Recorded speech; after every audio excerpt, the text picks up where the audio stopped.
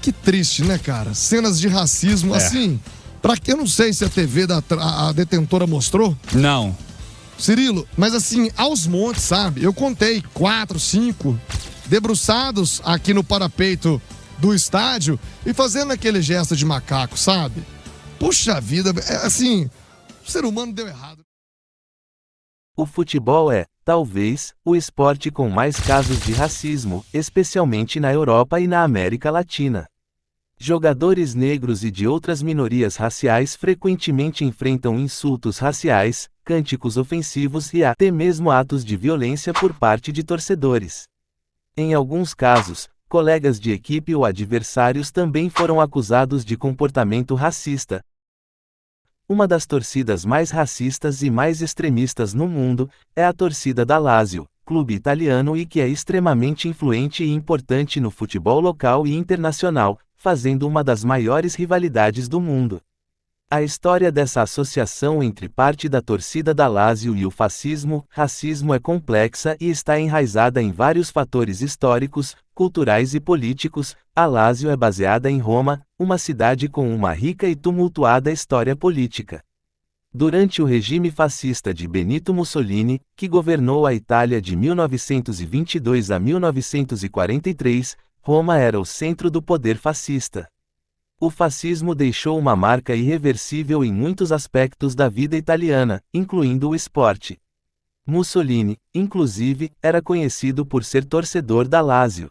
Durante o regime de Mussolini, o fascismo foi amplamente promovido como a ideologia que traria grandeza à Itália, utilizando a mídia, o sistema educacional e símbolos poderosos para enraizar essa visão na sociedade italiana. A imagem de Mussolini como Il Duce, um líder forte, viril e infalível, foi construída para reforçar a ideia de que o fascismo era o único caminho para a nação. Esse culto à personalidade e a glorificação do fascismo deixaram uma marca duradoura na cultura italiana. A associação de parte da torcida da Lazio com o fascismo não é um fenômeno isolado, mas uma continuação da propaganda e das políticas que foram implementadas durante o regime de Mussolini. A glorificação do passado fascista e a resistência às mudanças sociais e políticas que se seguiram à Segunda Guerra Mundial contribuíram para a manutenção dessas ideologias em certos segmentos da sociedade. A retórica nacionalista e o desejo de restaurar a grandeza da Itália, que foram centrais na construção da imagem de Mussolini, são ecoados na postura desses grupos de torcedores.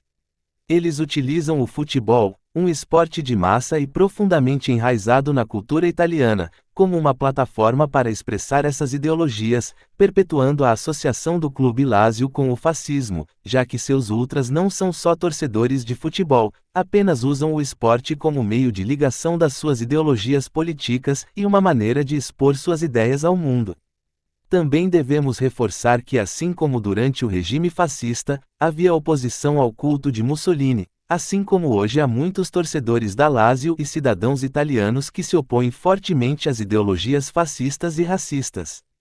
Essa posição política de parte da torcida da Lazio se deve muito ao fato da ditadura de Mussolini, assim como todas as ditaduras, não era aberta a críticas ao regime ou ao próprio Mussolini, sendo censurada e rapidamente punindo aquele que escrevia a mesma. A propagação de coisas que eram vistas na mídia com certeza ocorrem, até na família dos italianos. O bisavô passa pro avô, passa pro pai, o pai passa pro filho e assim vai indo, uma situação que é muito difícil de reverter e que para que o mesmo aconteça é necessário de muito mais que apenas multas. Mas, vamos voltar um pouco, eu acabei de falar de países na Europa e Ásia onde o racismo nos esportes é um grande problema, mas para explicar onde ocorre a real influência da internet para fazer pessoas cometerem racismo, precisamos voltar um pouco no vídeo. Que triste, né, cara? Cenas de racismo, assim, pra que eu não sei se a TV a detentora mostrou. Não. Cirilo, mas assim, aos montes, sabe? Eu contei 4, 5 debruçados aqui no parapeito do estádio e fazendo aquele gesto de macaco, sabe? Puxa vida, assim, o ser humano deu Todos esses casos de racismo ocorreram na principal competição de futebol da América Latina, a Conmebol Libertadores. Todos os países da América do Sul que fazem parte da Conmebol Tem clubes representantes no torneio, alguns países têm mais, outros têm menos, mas o que realmente interessa é vocês saberem que a influência desse torneio é mundial e então os organizadores precisamos ter mão firme e organizar muito bem as regras do torneio. Esses casos não aparecem só na Libertadores como na Copa Sul-Americana, outro campeonato importantíssimo de relevância continental ou até internacional. Após todos os casos discutidos, do passado ao presente, chegamos a um dos episódios mais emblemáticos e dolorosos de racismo nos campos da Espanha, que também nos mostra como a mídia influência, Vinícius Júnior, jovem, talentoso e em ascensão, se tornou o alvo não apenas de críticas por seu estilo de jogo ousado, mas de ataques profundamente racistas às cenas chocantes que tomaram conta dos noticiários e redes sociais do mundo, com cantos e gestos racistas direcionados a ele por parte da torcida do Atlético de Madrid, revelaram uma realidade sombria nos esportes, muitas vezes varrida para debaixo do tapete. E como a mídia reagiu a isso?